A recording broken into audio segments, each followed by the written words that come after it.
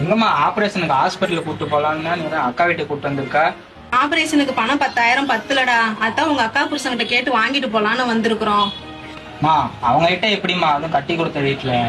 நல்ல மனுஷப்பா, அதெல்லாம் கேட்டா கொடுப்பாரு. ஆத்தி அம்மா வாங்கம்மா. வர தம்பி உட்கார்றா. என்னம்மா ஆபரேஷன் சொன்னா எப்போ? அதுக்கு தாம மாப்பிள்ளை பாத்துட்டு போலான்னு வந்திருக்கிறேன். என்ன கவனிப்பெல்லாம் பயங்கரமா இருக்குது. ஒரு இளிச்சவாயம் கிடைச்சிடக்கூடாது. பொண்ணு அவன் தலையில கட்டி விட்டுறது. பேசும்போது 1000 பேசுறது, அதை பண்றேன் இதை பண்றேன்னு. ஆனா பண்றதுக்கு தான் வந்து கை கூசுது. எந்த மூஞ்சி வச்சுக்கிட்டு வீடியோ வராங்களோ தெரியல.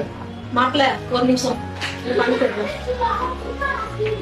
இந்த பணத்தை கொடுத்துட்டு போலான்னு தான் வந்தோம்.